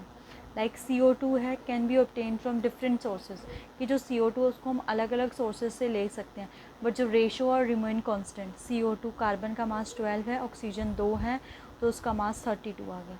दोनों को सॉल्व करेंगे 3:8, तो कहीं से भी कार्बन डाइऑक्साइड प्रोड्यूस हो तो उसकी रेशो जो है वो 3:8 ही रहेगी हमारे पास। ये बोलता है लॉ ऑफ डेफिनेट, डेफिनेट मतलब फिक्स्ड प्रपोर्शन है, जो एक बार रहेगी वही रहेगी हमारे पास, ठीक है। नेक्स्ट लॉ के ऊपर चलते हैं अब। नेक्स्ट लॉ आता है हमारे पास लॉ ऑफ मल्टीपल प्रोपोर्शन। कौन सा लॉ है हमारे पास, लॉ ऑफ मल्टीपल प्रोपोर्शन। तो ये लॉ क्या बोलता है, मल्टीपल मतलब एक से ज़्यादा चीज़ें, when two element can combine to form more than one compound, कि एक सेम एलिमेंट है वो एक से ज़्यादा कंपाउंड बना रहा है। Then the different masses of one element that combine with other element, कि जो दूसरा एलिमेंट है उसका डिफरेंट मास होगा जो कंबाइन करेगा एलिमेंट के साथ, उसकी जो रेशो होगी वो होल नंबर रेशो होगी। लाइक ये हमारे पास कार्बन मोनोऑक्साइड, कार्बन डाइऑक्साइड, दोनों में कार्बन है, सेम है, इसका मास है 12, इसका है 16 और 32। एक का हमें सेम करना पड़ेगा, कर दिया सेम, तो इन दोनों की रेशो क्या आएगी, 1:2 में 2। मतलब जो एलिमेंट डिफरेंट मास में है, इसका मास डिफरेंट है, तो उसकी जो रेशो होगी वो सिंपल होल नंबर रेशो होगी। लाइक अभी है हमारे पास masses of nitrogen, masses of dioxygen, तो इसमें हमें इसकी रेशो बतानी है डाइऑक्सीजन की, मतलब ऑक्सीजन की, बट हमें मास सेम करना पड़ेगा, तो इसको मल्टीप्लाई करना पड़ेगा 2 से, तो इसको भी 2 से, इसको भी 2 से, तो हमारे पास क्या आ जाएगा 28, तो एक का हमने सेम कर दिया, ये क्या आ जाएगा 32, ये आ जाएगा 64 और ये आ जाएगा 32, ये तो 80 है, तो इसको कट करेंगे 2 4 2 8 नहीं 2 4 2 5, तो ये सिंपल होल नंबर रेशो आ गई हमारे पास। ठीक है, उसके बाद नेक्स्ट लॉ आता है हमारे पास, वो है आपका गे ल्यूसेक लॉ ऑफ कंबाइनिंग वैल्यूज़। ये पहले जो 3 लॉ थे वो मास के ऊपर डिपेंड करते हैं, तो गे ल्यूसेक लॉ जो है वो वॉल्यूम के ऊपर डिपेंड करता है। At given temperature and pressure the volume of all gases reactant and product bear simple whole number ratio. क्या बोल रहा है कि अगर किसी का टेम्परेचर और प्रेशर है दे रखा है, तो जो वॉल्यूम होती है हर एक गैस की, volume of all gases reactant and product bear simple whole number ratio, की जो उनकी वॉल्यूम्स होंगी वो सिंपल होल नंबर रेशो में होंगी। वो कैसे, जैसे अगर हम इसका वो देखें, कोफिशिएंट 1 है ना, तो 1, इसका भी कितना है 1, और इस तरफ कितना आ गया 2, तो 1:2 में 1:2 में 2 हमारे पास होगा ये सिंपल होल नंबर रेशो में। एक हमारा हेबर प्रोसेस होता है हमारे पास, अमोनिया की प्रेपरेशन वाला, NH2H2, इससे बनता है हमारा NH3, इसको बैलेंस करना पड़ेगा, यहाँ आ जाएगा हमारा 2, यहाँ आ जाएगा हमारा 3, तो ये इसका 1 है, इसकी 3 है, इसकी 2 है रेशो, 1:3:2। हेबर प्रोसेस बोलते हैं अमोनिया के प्रिपरेशन मेथड को। ठीक है, अगर पी ब्लॉक आपके सिलेबस में हुआ वहाँ डिटेल में पढ़ेंगे हम हेबर प्रोसेस के बारे में। ठीक है, 1:2 में 3:2 में 2 की आ जाएगी हमारे पास रेशो। ठीक है, अगर आपको दे रखा होगी N2 के 1 मोल है, तो बताओ इनके कितने मोल होंगे, तो इसके 3 मोल, इसके 2 मोल। अगर N2 के 2 मोल है तो इसके 6 मोल हो जाएंगे और इसके 4 मोल हो जाएंगे, ये मतलब है इसका। ठीक है, उसके बाद नेक्स्ट लॉ आता है हमारे पास, नेक्स्ट लॉ क्या बोलता है हमारे पास, Avogadro law. Equal volume of gases contain equal number of molecule at same temperature and pressure, कि अगर आपके पास गैसेस है, चाहे वो डिफरेंट गैसेस है, बट उनकी वॉल्यूम जो है वो क्या है, सेम है, और टेम्परेचर भी सेम है, प्रेशर भी सेम है, तो उनमें इक्वल नंबर ऑफ मॉलिक्यूल्स होंगे। At STP standard temperature pressure, temperature is 0 degree Celsius, pressure is 1 atm, तो जो 1 मोल होता है उसमें इतने पार्टिकल होते हैं मोल कॉन्सेप्ट के अकॉर्डिंग। 6 पॉइंट में 023 इंटू में 10⁻23, जिसको हम एवोगैड्रो नंबर बोलते हैं। और अगर वॉल्यूम की बात की जाए, कोई भी गैस है, चाहे हाइड्रोजन है, चाहे ऑक्सीजन है, कोई भी गैस है, क्लोरीन है, कोई भी है, उसकी जो वॉल्यूम होगी वो 22.4 लीटर ही होगी आपके पास।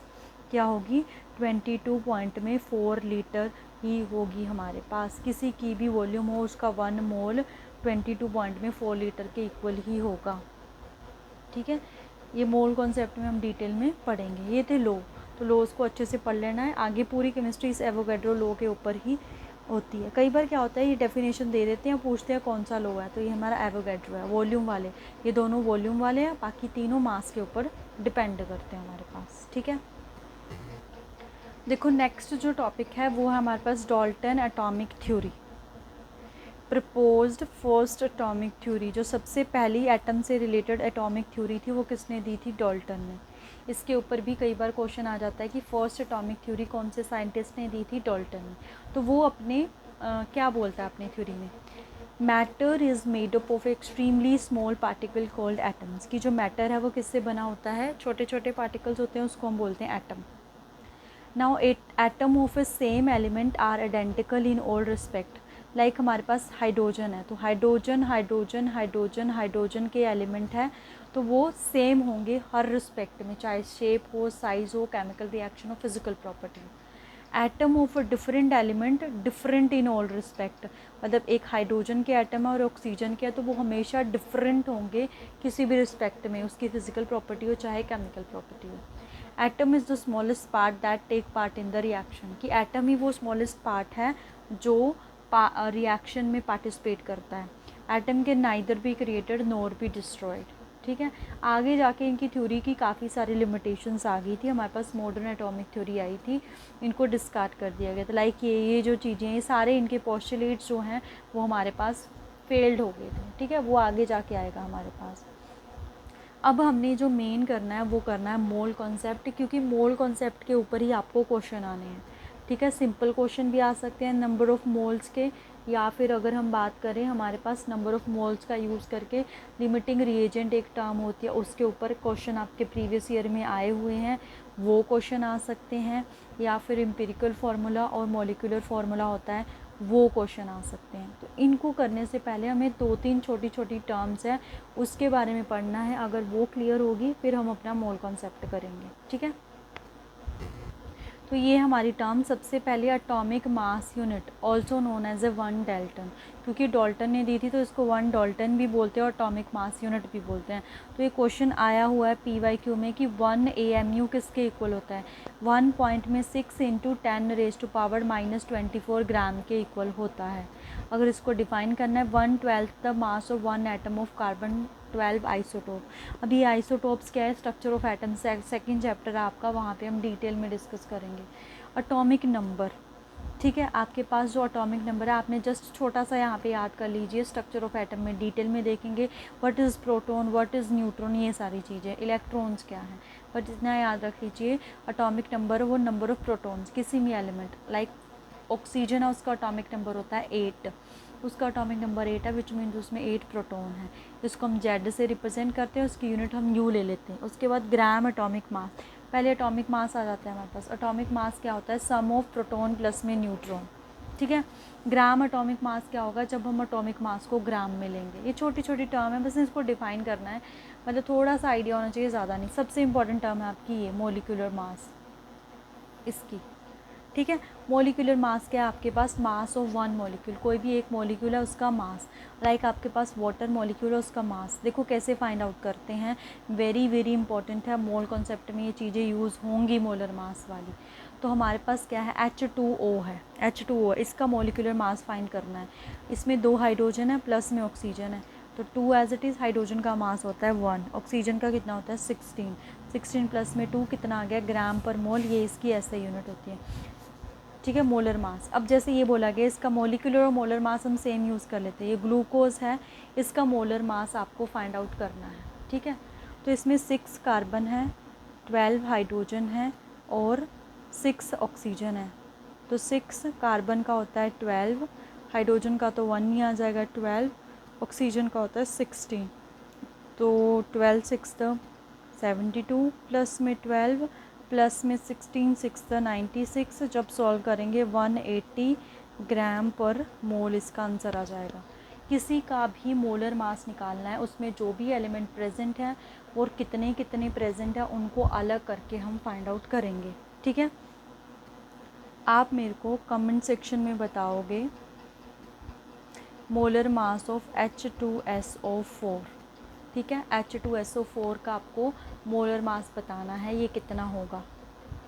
ठीक है, इसमें कौन कौन से एलिमेंट है, हाइड्रोजन एलिमेंट है, सल्फ़र है, ऑक्सीजन है, कितने कितने प्रेजेंट है वो उनके पैर में लगा हुआ है, वो उनके कोफिशिएंट हो जाएंगे और मास से हम मल्टीप्लाई कर देंगे तो हमारा मोलर मास आ जाएगा। ठीक है, ये मोलर मास फाइंड आउट करना वेरी वेरी इंपॉर्टेंट है, इसको अच्छे से सीख लीजिए आप, ये यूज़ होगा आपका मोल कॉन्सेप्ट में, राइट। अब यहाँ पे ना एक टर्म है एवरेज एटॉमिक मास, इम्पॉर्टेंट है ये एवरेज एटॉमिक मास, क्योंकि जो एक एलिमेंट होता है वो अलग अलग उसमें प्रेजेंट होता है, उसके आइसोटोप होते हैं। आइसोटोप क्या है हम आगे जाके देखेंगे। तो हमें एवरेज मास फाइंड करने को आ जाता है कि इसका एवरेज मास फाइंड करो। जैसे ये क्लोरीन है, इसके 2 आइसोटोप है, इसकी प्रेजेंट परसेंटेज 75 होती है और इसकी परसेंटेज 24 है और इनका मोलर मास ये दे रखा है हमें। तो हमें एवरेज मास निकालना है। देखो एवरेज मास कैसे निकलता है, इसका formula percentage of first element multiply में उसका मास, मतलब कि परसेंटेज ऑफ जो भी सेकंड है हमारे पास मल्टीप्लाई में उसका मास अपॉन में कितने हैं हमारे पास 2, तो 2 आ जाएगा। लाइक इसकी परसेंटेज कितनी दे रही, 70 पॉइंट में 76, मैंने इसको राउंड ऑफ कर लिया 76 में थोड़ा कॉमन करने के लिए। मोलर मास 34 दे रखा है तो इसको मैं कर देती हूँ 35, प्लस में ये 24 ही रहेगा, मल्टीप्लाई आ जाएगा 37, अपॉन में क्या आ जाएगा 2, अपॉन में आ जाएगा हमारे पास 2। अब इसको सॉल्व करेंगे अगर हम, तो ये आ जाएगा 2600 प्लस में 888 अपॉन में 2 रहेगा। एक मिनट,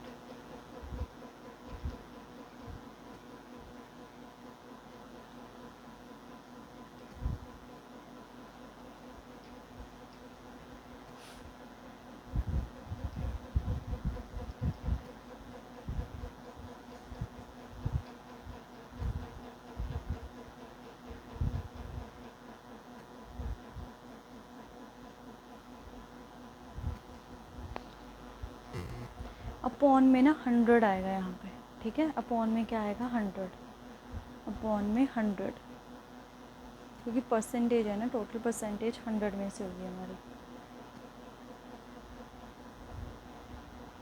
तो जब हम इन दोनों को प्लस करेंगे हमारे पास प्लस करके आ जाएगा 3548 अपॉन में 100, तो 100 करके कितना आ जाएगा 35 पॉइंट में 48, तो ये एवरेज एटॉमिक मास आ जाएगा आपके पास, ठीक है। उसके बाद ना ये नेक्स्ट न्यूमेरिकल लिखा है मैंने, एनसीईआरटी के न्यूमेरिकल है। आर्गन के आइसोटोप है 3, इनकी परसेंटेज दे रखी है और इनका मोलर मास दे रखा है। तो इसका जो भी आंसर होगा वो आप मेरे को कमेंट सेक्शन में बताओगे। तो इसमें क्या करेंगे, परसेंटेज इसको इससे मल्टीप्लाई, परसेंटेज इसको इससे मल्टीप्लाई, परसेंटेज इसको इससे मल्टीप्लाई, तीनों का जो आंसर आया उसको प्लस डिवाइड बाय 100 करोगे तो आपका आंसर आ जाएगा। इम्पॉर्टेंट है ये एवरेज एटॉमिक मास वाला आपके पास, ठीक है। नेक्स्ट सबसे मेन टॉपिक जो है इस चैप्टर का, अब हम उसके बारे में पढ़ने वाले हैं, मोल कॉन्सेप्ट। अच्छे से करना है इसको, ठीक है। मोल कॉन्सेप्ट, अगर आप डिटेल में देखना चाहते हो मोल कॉन्सेप्ट तो मैं वीडियो डिस्क्रिप्शन बॉक्स के लिंक में डाल दूँगी, वहाँ पे भी मैंने बहुत अच्छे से मोल कॉन्सेप्ट के बारे में करवाया है, ठीक है। अब यहाँ पे देखो मोल कॉन्सेप्ट आपके पास क्या है। तो मोल कॉन्सेप्ट को समझने के लिए हम क्या करेंगे, देखो आपको याद करना पड़ेगा कि जो मोल कॉन्सेप्ट है ना, हमने यहाँ पे लिखा, ये लिखा हमने मोल कॉन्सेप्ट, ठीक है। ये हमारा मोल कॉन्सेप्ट है, ये हमारा पार्टिकल्स की टर्म में है, पार्टिकल्स की टर्म में। पार्टिकल्स कुछ भी हो सकते हैं, आपके एटम्स हो सकते हैं, आपके आयन्स हो सकते हैं, आपके मॉलिक्यूल्स हो सकते हैं, कुछ भी हो सकते हैं, ठीक है। उसके बाद नीचे मैंने लिखा मास की टर्म में, मास कौन सा मास, मोलर मास, ठीक है। इस तरफ को मैं लिख देती हूँ वॉल्यूम की टर्म में, वॉल्यूम की टर्म में। तो मोल कॉन्सेप्ट देखो क्या बोलता है कि अगर हमारे पास 1 मोल है, देखो क्या बोलता है मोल कॉन्सेप्ट, किसी का भी 1 मोल है, 1 मोल है किसी भी एटम का, किसी भी आयन का, किसी भी मॉलिक्यूल का, अगर उसमें कोई पार्टिकल पूछे तो उसमें पार्टिकल होते हैं 0.23 इंटू में 10⁻23। अगर कोई पूछे कि 1 मोल है और उसकी वॉल्यूम बतानी है तो वॉल्यूम होगी 22.4 लीटर, वॉल्यूम कितनी होगी 22.4 लीटर। अगर उसमें पार्टिकल्स पूछे तो पार्टिकल्स कितने होंगे 6.022 इंटू में 10⁻। अगर मास की टर्म में पूछे तो जो भी वो एलिमेंट होगा उसके मोलर मास के इक्वल होगा, उसके मोलर मास के इक्वल होगा हमारे पास 1 मोल। तो जो मोल कॉन्सेप्ट है वो पार्टिकल्स की टर्म में भी चलता है, जो मोल कॉन्सेप्ट है वो वॉल्यूम की टर्म में भी चलता है, और जो मोल कॉन्सेप्ट है वो मास की टर्म में भी चलता है। डिपेंड करता है आपको न्यूमेरिकल में क्या दिया गया है, उसके अकॉर्डिंग आप सॉल्व करोगे। अब नंबर ऑफ़ मोल्स का फॉर्मूला वेरी वेरी इंपॉर्टेंट है, अच्छे से समझना है आपने इसको। देखो, नंबर ऑफ़ मोल्स, 3 तरह के फॉर्मूले बनते हैं इसके। अगर इफ़ मास इज़ गिवन, कि अगर आपके क्वेश्चन में मास गिवन है तब आप नंबर ऑफ़ मोल्स कैसे फाइंड करोगे। गिवन मास, जो आपको मास दे रखा है, अपॉन में मोलर मास,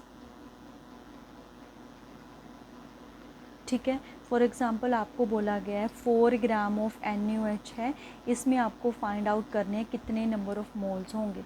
तो 4 ग्राम ऑफ NaOH है, गिवन मास हो गया 4, इसका मोलर मास आता है 40, जिसको सॉल्व करेंगे 1 पॉइंट में 10, 0 पॉइंट में 1 मोल इसमें प्रेजेंट होंगे। वेरी वेरी इंपॉर्टेंट है ये जो मैं चीज़ बता रही हूँ, अच्छे से समझ लीजिए इसको, ठीक है।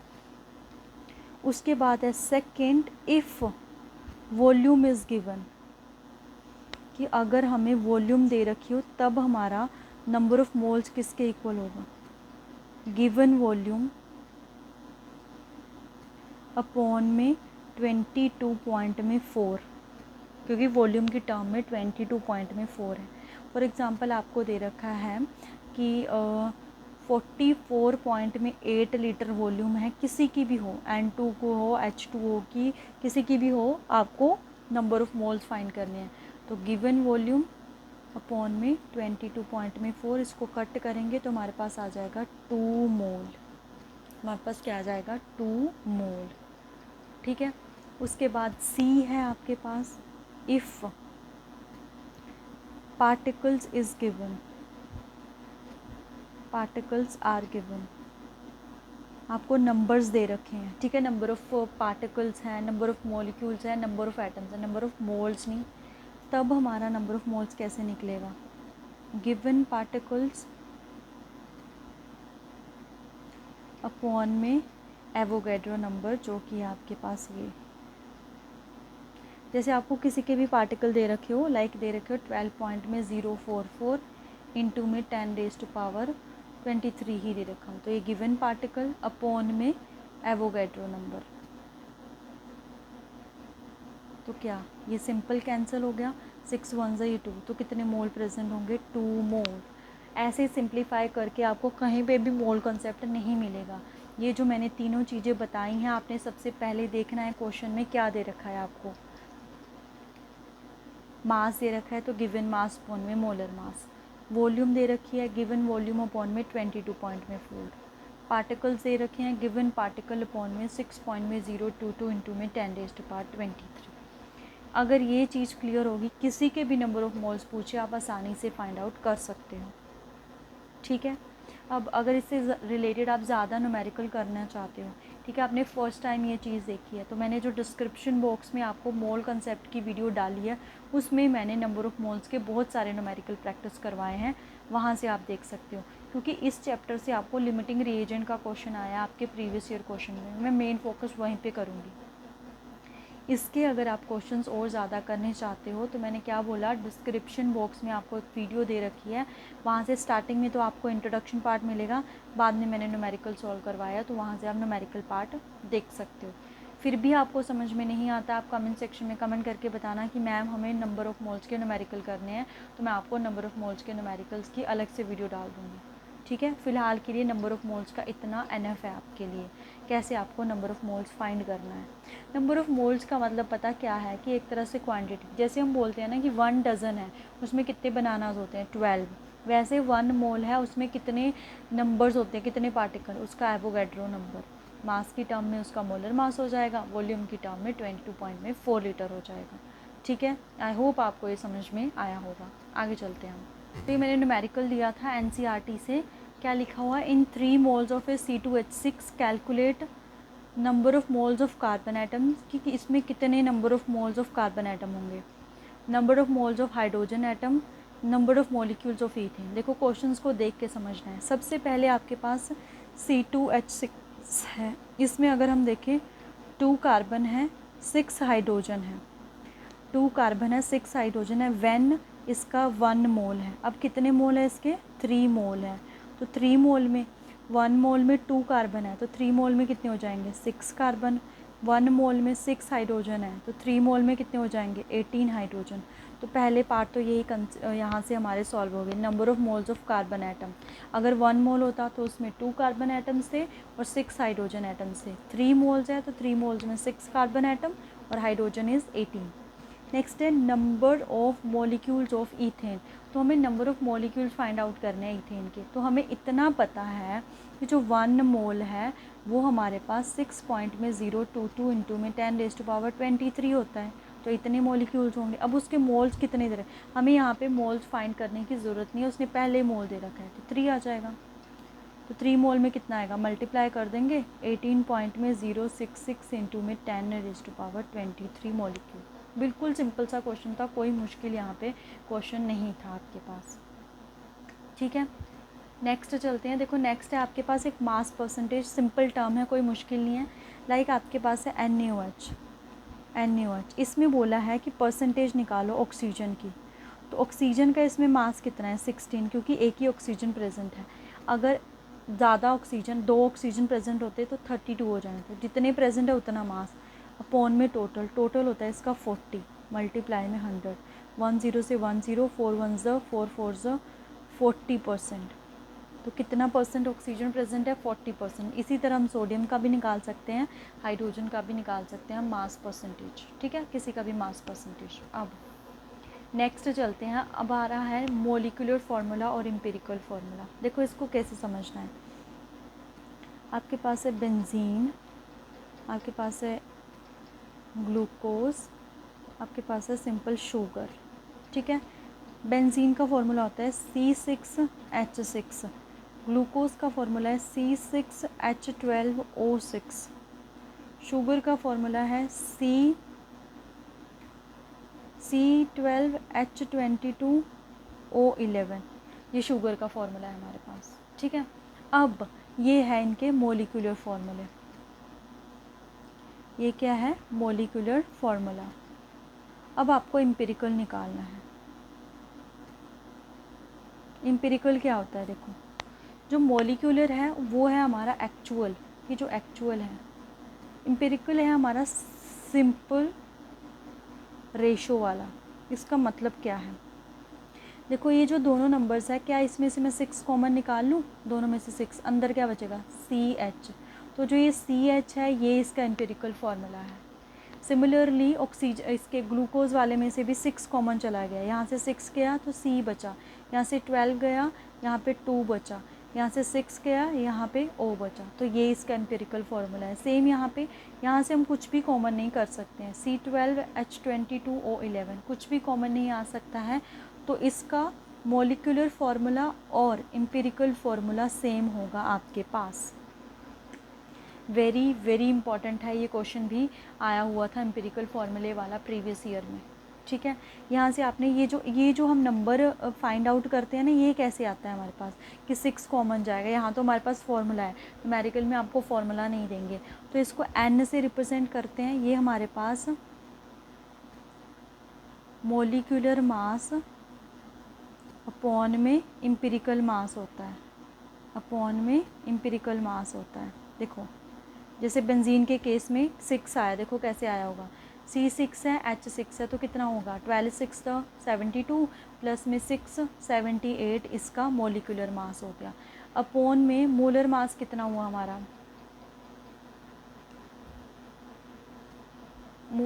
एम्पिरिकल मास कितना होगा इसका? यहाँ से इसका 12 और इसका कितना आ जाएगा? 1 13।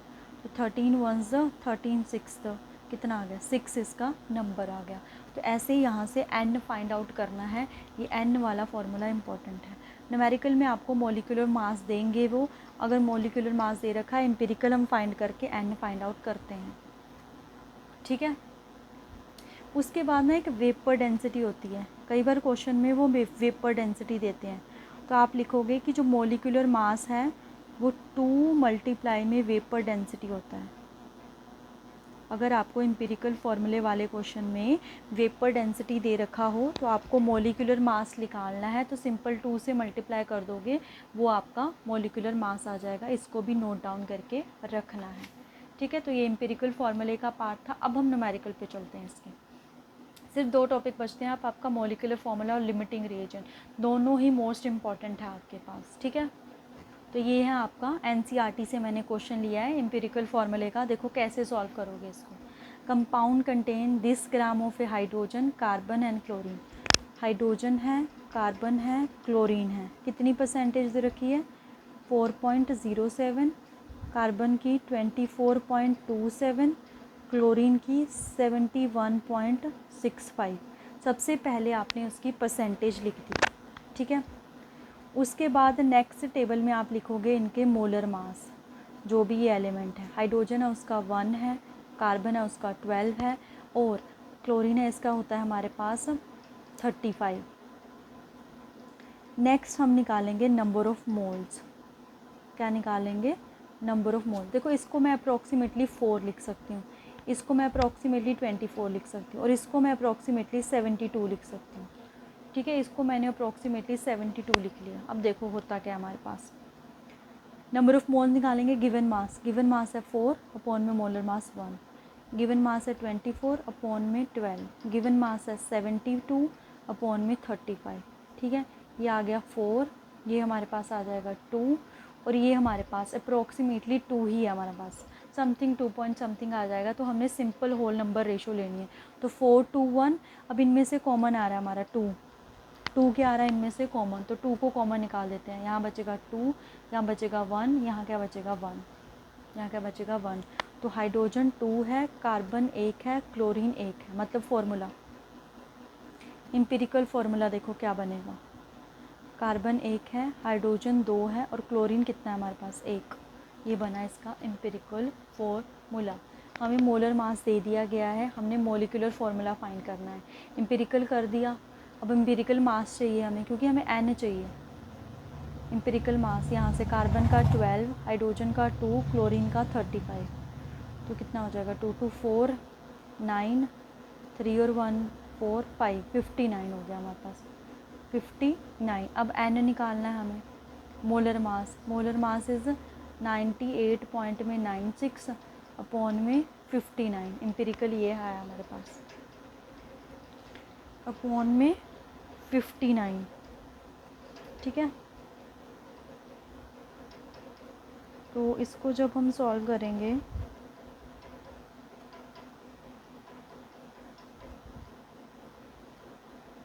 डिवाइड कर लेते हैं इनको।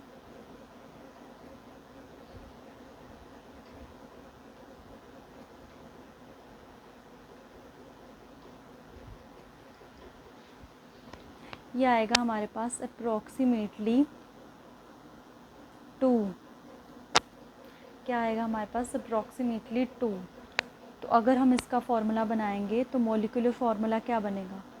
इस 2 को इससे मल्टीप्लाई हो जाएगा, CH2Cl।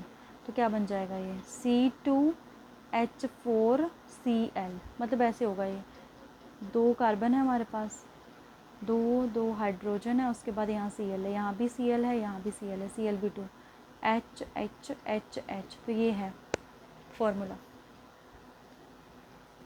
जो हमारा N आया उसको एम्पिरिकल फार्मूले से मल्टीप्लाई करा, वो हमारा मोलिकुलर फार्मूला बन गया। अब ये आपका न्यूमेरिकल दिया गया है, आपको एम्पिरिकल फार्मूला फाइंड करना है। आयरन है और आपके पास ऑक्सीजन है, सिर्फ एम्पिरिकल फार्मूला फाइंड करना और कुछ भी नहीं। आप ये मेरे को कमेंट सेक्शन में बताओगे। इन केस अगर आपसे नहीं हुआ तो आप मेरे को तब भी कमेंट कर देना, फिर मैं आपको नेक्स्ट वीडियो में सॉल्व करवा दूँगी, ठीक है। अब हम चलते हैं इस क्लास के, आज की क्लास के लास्ट टॉपिक पे। लास्ट टॉपिक है बट मोस्ट इम्पॉर्टेंट है HPTGT के पॉइंट ऑफ व्यू से, ठीक है। Limiting reagent, reactant are totally consumed in reaction, उसको बोलते हैं हम लिमिटिंग रिएजेंट। और रिएक्शन स्टॉप हो जाती है व्हेन इट इज़ कंज्यूम, मतलब अगर वो सारे का सारा कंज्यूम हो गया, रिएक्शन स्टॉप हो जाएगी। Access reagent, reactant which is not consume, कि वो सारे का सारा ख़त्म नहीं होता है रिएक्शन में, उसको हम क्या बोलते हैं? Limiting access reagent. लिमिटिंग का मतलब कम भी होता है, जो कम अमाउंट में प्रेजेंट होता है, एक्सेस जो ज़्यादा अमाउंट में प्रेजेंट होता है, जैसे भी आपको याद रखना है। अब जैसे ये आपको एक रिएक्शन दे रखी है A प्लस में B2 AB2, तो बताना है इसमें से लिमिटिंग रिएजेंट कौन सा है। इसके 300 एटम्स है A के, 200 मॉलिक्यूल्स है B के, तो ये कम अमाउंट में है, तो यहाँ पे लिमिटिंग रिएजेंट है B2। 2 मोल है, 3 मोल है, यहाँ पे हमारा है A। यहाँ पे 100 एटम है, यहाँ पे 100 है, दोनों के सेम, नो लिमिटिंग रिएजेंट, तो कोई भी लिमिटिंग रिएजेंट नहीं होगा। अब ये लिमिटिंग रिएजेंट इम्पॉर्टेंट क्यों है हमारे पास? लिमिटिंग रिएजेंट इसलिए इम्पॉर्टेंट है क्योंकि यही पूरी रिएक्शन को कंट्रोल करता है कि जो हमारे पास प्रोडक्ट है वो कितना बनेगा, वो इसी के ऊपर डिपेंड करता है। तो इसलिए बहुत इंपॉर्टेंट है ये लिमिटिंग रिएजेंट। तो हम कैसे फाइंड आउट करते हैं लिमिटिंग रिएजेंट को, वो हम शॉर्ट ट्रिक के साथ देखेंगे। न्यूमेरिकल साथ में ही देखते हैं, वहीं से आपको पता चल जाएगा कि लिमिटिंग रिएजेंट हम कैसे फाइंड आउट करते हैं। लिमिटिंग रिएजेंट का पता चल गया, उसके बाद हम कुछ भी सॉल्व कर सकते हैं, ठीक है, अमाउंट का। चलते हैं अपने क्वेश्चन पे। देखो ये क्वेश्चन दे रखा है कि आपके पास 3 ग्राम ऑफ हाइड्रोजन है, 29 ग्राम ऑफ ऑक्सीजन है, उससे आपके पास वाटर बन रहा है। तो अब आपको बताना है कितना वाटर बना। Calculate amount of reactant that can be unreacted, मतलब हमें ऐसा बताना है कि जो रिएक्टेंट अनरिएक्टेड रहा, मतलब कि जो एक्सेस में प्रेजेंट था, ठीक है। तो सबसे पहला काम होता है अपनी रिएक्शन को लिखना। तो ये रही देखो H2 प्लस में O2, उससे क्या बन रहा है, वाटर, इसको बैलेंस करना है। यहाँ पे 2 आ जाएगा, यहाँ पे भी 2 आ जाएगा, तो ये बैलेंस होगी हमारी केमिकल रिएक्शन। इसका मास दे रखा है 3 ग्राम, इसका दे रखा है 29 ग्राम। सबसे पहले हमें फाइंड आउट करना है लिमिटिंग रिएजेंट। क्या फाइंड आउट करना है, लिमिटिंग रिएजेंट। तो देखो वो कैसे फाइंड होगा, पहले हम फाइंड आउट करेंगे number of moles n। Hydrogen का नंबर ऑफ़ मोल्स देखो, गिवन मास है 3, ठीक है, गिवन मास है 3, और H2 का मोलर मास क्या हो जाएगा 2, तो 3/2 that is number of moles कितने आ गए हमारे पास 1.5 हाइड्रोजन के H2। ऐसे ही हम नंबर ऑफ़ मोल्स O2 के फाइंड करेंगे। गिवन मास कितना है 29, और साइड में कितना आ जाएगा 32। इसको सॉल्व करेंगे अगर हम तो ये 0 पॉइंट में समथिंग आएगा कुछ,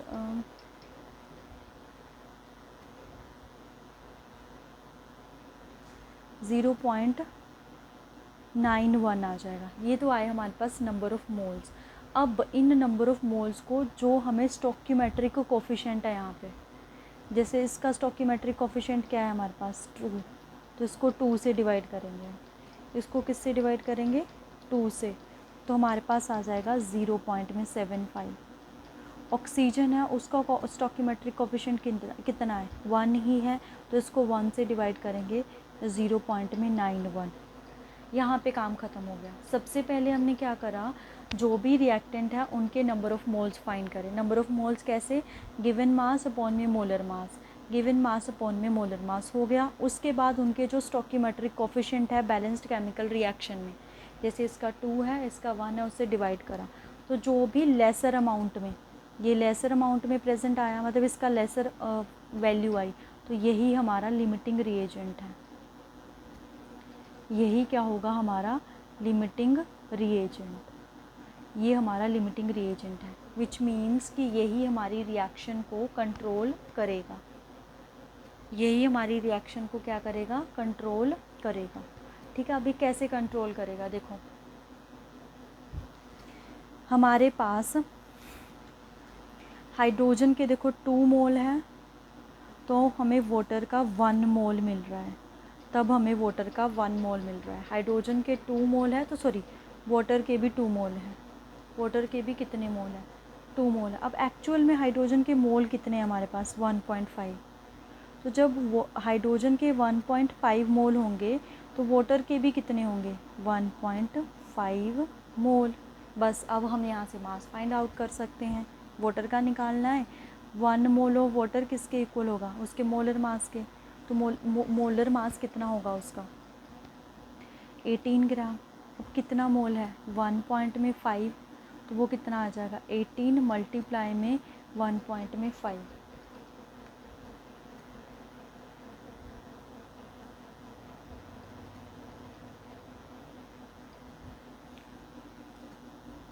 $27 ग्राम। कितना वाटर बनेगा हमारा 27 ग्राम। कितना वाटर फॉर्म होगा 27 ग्राम जो वाटर है वो हमारे पास फॉर्म्ड होगा। ठीक है, अब हमें फाइंड आउट करना है कि जो सेकंड पार्ट दे रखा है इन्होंने, ठीक है, आपके पास सेकंड पार्ट भी दे रखा है, वो भी हमें सॉल्व करना है। सेकंड पार्ट में क्या पूछा है उन्होंने,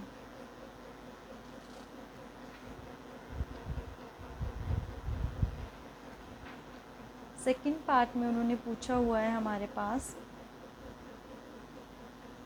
calculate amount of a reactant that can be unreacted, कि वो कौन सा हमारे पास रिएक्टेंट है जो अनरिएक्टेड रहा हमारे पास।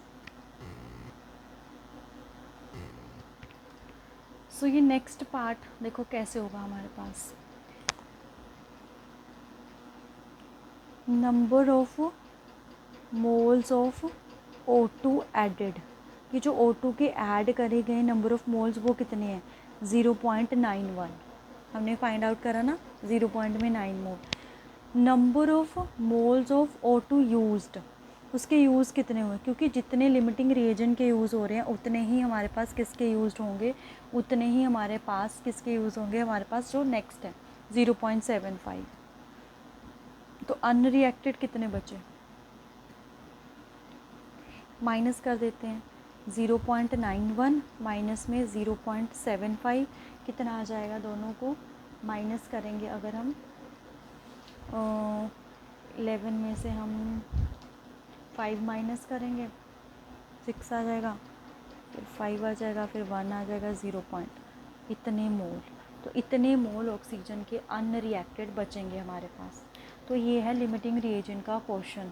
सबसे पहले आपको नंबर ऑफ़ मोल्स फाइंड करना है, नंबर ऑफ़ मोल्स फाइंड करके उसको कोफिशिएंट से डिवाइड करना है।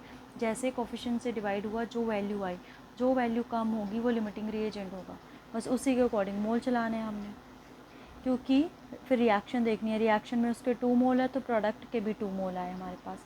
एक्चुअल मोल कितने हैं उसके 1.5, तो 1.5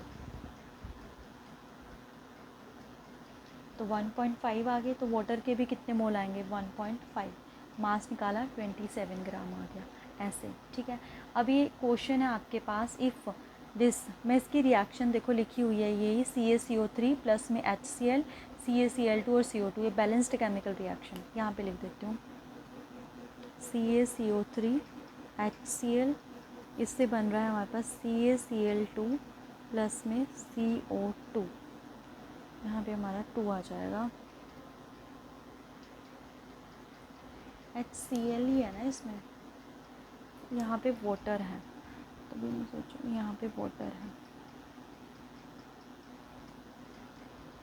यहाँ पे वाटर है हमारे पास, प्लस में CO2 है, ये है पूरी रिएक्शन आपके पास। तो इसमें भी आपको क्या करना है कि आपके पास 20 ग्राम ये है, 20 ग्राम ये है, तो आपको अब फाइंड आउट करना है कार्बन डाइऑक्साइड का अमाउंट। तो पहले आप लिमिटिंग रिएजेंट फाइंड करोगे, लिमिटिंग रिएजेंट से फिर आपका कार्बन डाइऑक्साइड का जो है मास आ जाएगा। तो यही था आज की वीडियो में आपके पास। ठीक है, बाकी कुछ भी समझ में नहीं आता तो आप मेरे को कमेंट सेक्शन में बता सकते हो। तो आज के लिए इतना ही, बहुत ही जल्दी नेक्स्ट वीडियो में मिलेंगे। Thank you so much, happy learning.